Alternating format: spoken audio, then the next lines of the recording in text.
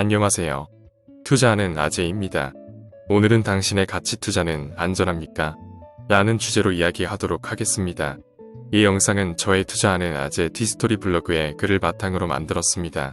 시작에 앞서 구독, 좋아요, 알림 설정과 슈퍼땡스는 사랑입니다. 그럼 시작합니다. 일반적으로 가치 투자라고 하면 성장성이 답보된 저평가 가치주에 투자하는 것이라고 생각하는 경향이 있습니다. 그래서 조금은 시장에서 주목받지 못하는 종목에 투자하는 것이라고 오해를 하는 투자자들이 많은 것 같습니다. 하지만 저는 성장주를 좋아하는 가치 투자자입니다. 성장주 가치 투자라는 말이 애매하게 들리지는 모르겠지만 미래의 성장성이 기대되는 성장주가 가격이 싸졌을 때 매수하기 위해 노력하는 투자입니다. 즉, 하방이 닫혀 있고 상방이 열려있는 투자를 선호합니다.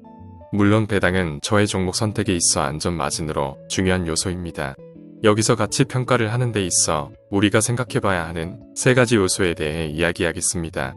사실상 종목 투자에 있어 깊이 있는 리서치가 동반된다면 자연스럽게 해결되겠지만 제 경험상 투자자가 가치 평가를 하는 데 있어 아래의 세 가지는 유념해야 할 것으로 생각됩니다.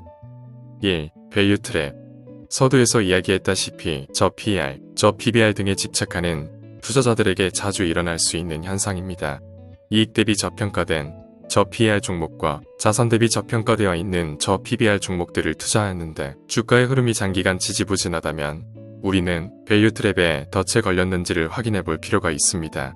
사실상 이는 기업과 산업에 깊이 있는 공부가 병행되는 투자자에게는 일어나지 않습니다. 주가가 가치 대비 아무리 저평가라 해도 쇠퇴하고 있는 산업군의 기업이라면 투자자들에게 점점 투자 매력이 떨어질 것은 당연해 보입니다. 이러한 밸류 트랩에 덫에 걸리지 않도록 우리는 세 가지를 확인해야 할 것입니다. 1. 매출이 꾸준하게 상승하고 있는가? 즉, 성장하고 있는 종목인가? 2. 거래량이 꾸준하게 유지되고 있는가? 즉, 투자자들에게 관심을 받고 있는가? 3. 산업 공부를 통해 지속적인 성장 가능성이 있는 산업군에 속해 있는 기업인가? 하지만 이것 또한 절대적인 것이 아니니 맹목적으로 따를 필요는 없습니다.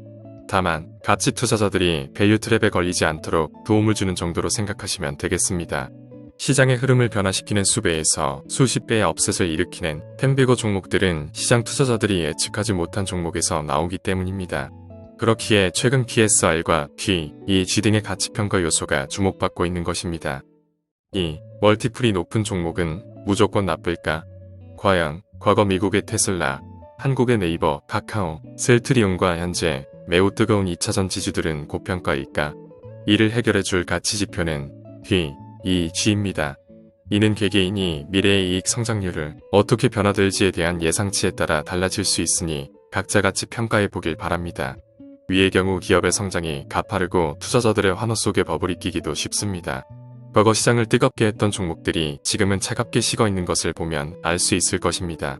하지만 시장의 흐름에 소외된 종목에 투자하고 있는 투자자들의 상대적 박탈감 또한 염두해야 할 것입니다. 그렇기에 인내심을 가지고 시장의 흐름에 동참하기 위해 지속적으로 노력해야 할 것입니다. 3. 이익이 마이너스인 종목은 무조건 나쁠까?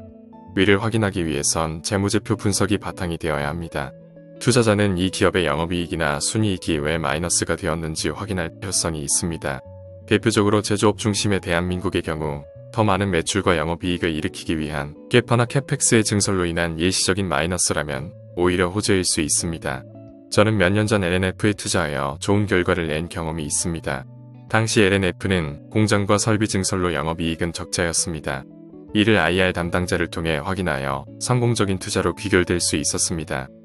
오늘의 이야기는 여기까지입니다.